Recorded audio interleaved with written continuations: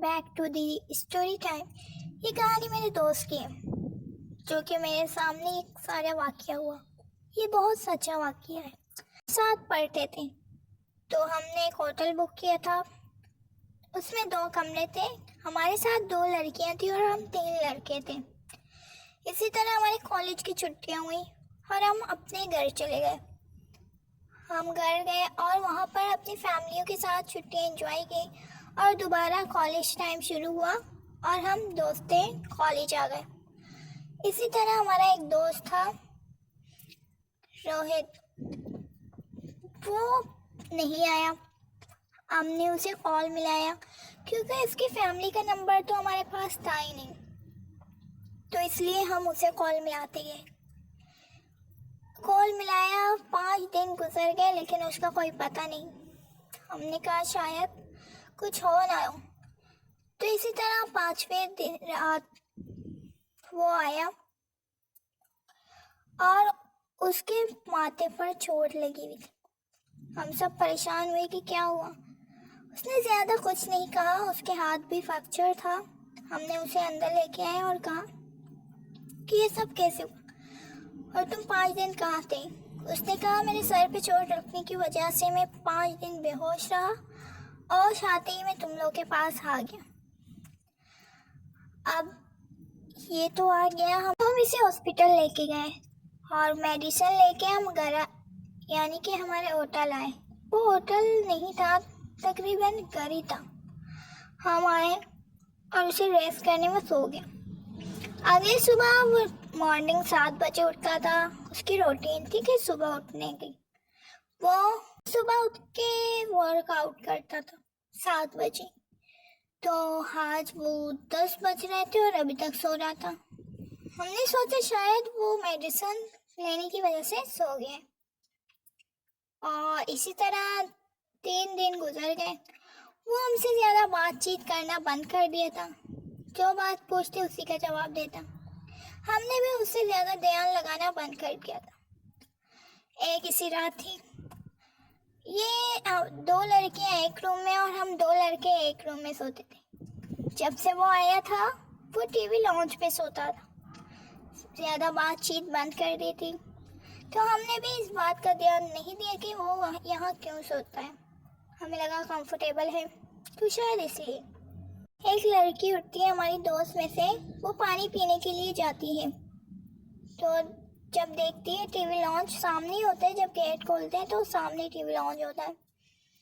तो वो देखती है कि रोहित यहाँ सो ही नहीं रहा, यानी कि ऊपर जा रहा है। वो उठता है और ऊपर चलने लगता है। अब जो इसकी हमारी जो दोस्त है लड़की, वो भी उसके पीछे जाती है। जैसे वो सीढ़ियों पे जाती है तो दोबारा टर्न करती है और हमें उठा लेती है। अब हम क्या देखते हैं कि वाकई वो लाउंज पे नहीं है, तो हम भी उसके साथ पीछे चले जाते हैं। छत पे हम नज़र दौड़ाते हैं तो वो नहीं होता। हमारे एक दोस्त है, वो जैसे ही नीचे देखता है तो वो लटका हुआ होता है। उसके हवा में सर नीचे और पाँव ऊपर लटका हुआ होता है छत के नीचे। वो तकरीबन हवा में झूल रहा होता है, जो कि ये इंसान नहीं कर सकता। हम उसे आवाज़ लगाते हैं तो ऊपर आता है और सीधा होके डायरेक्ट बेहोश हो जाते हैं। अब हम कंफर्म हो गए थे कि ऐसी चीज़ें इस पे आ गई हैं। अब इसका कुछ ना कुछ करना पड़ेगा। अब इसे बाबाओं के पास लेके जाते हैं, पंडित के पास लेके जाते हैं, लेकिन कुछ नहीं होता। इसी तरह एक मंदिर में हम जाते हैं तो वहाँ पर पुजारी होता है। हम उससे पूछते हैं कि हमारा एक दोस्त है इस मुसीबत में फंसा हुआ है। वो कहता है मैं तुम लोग के साथ चलूँगा, क्योंकि वो खुद तो नहीं आएगा, इतना तो मुझे पता है। जैसे ही वो साथ चलते हैं तो रोहित बिल्कुल हमारे सामने रोहित ने दोनों हाथों में छुरी पकड़ के रखी हुई थी कि अगर तुम आगे आए तो मैं इसे मार दूंगा। सर में वो रोहित नहीं, कोई और था। बाबा जी ने कहा तुम क्या चाहते हो, इसका पीछे छोड़ दो, ये मासूम है, इसने तुम्हारा क्या ही बिगाड़ा है। तो उसने कहा मैं और मेरे दोस्त ने भी क्या ही बिगाड़ा था किसी का। 5 गुंडे आए और हमें मार के चले गए। मैं अपने दोस्त को कंधे में उठा के भागता रहा। सामने से ट्रक आई और हमें ही कुचल के चला गया। उसकी रूह तो चली गई, लेकिन मैं भटकता रहा उनके पीछे। मेरे सामने उन चोरों ने बहुत स्नैचिंग की, बहुत एक्सीडेंट हुए, लेकिन मैं कुछ भी नहीं कर सका।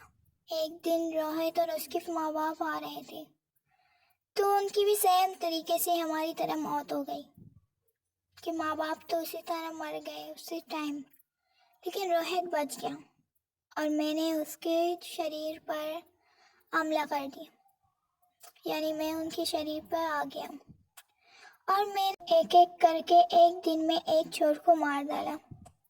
और पांचवी रात मैं इनके पास आया, तो फिर वो बाबा कहते हैं कि तुम अब इसका पीछा छोड़ दो, तुम्हारा बदला पूरा हो गया है। तो कहते नहीं, ये मेरा दोस्त है और इसे मैं साथ लेके जाऊंगा।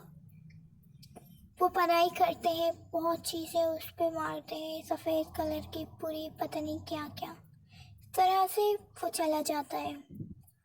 और अब रोहित बिल्कुल ठीक है और उसकी उस लड़की से शादी हो गई, क्योंकि वो एक दूसरे को पहले से ही पसंद करते थे। तो ये थी आज की स्टोरी। उम्मीद करती हूँ आपको पसंद आई है। पसंद है तो चैनल को लाइक और सब्सक्राइब लाजमी कीजिए, ताकि आपको हर नई वीडियो की नोटिफिकेशन घंटे बजा के मिलते रहे। तो बहुत सारा ख्याल रखें, दुआ में याद रखें। अल्लाह हाफिज़।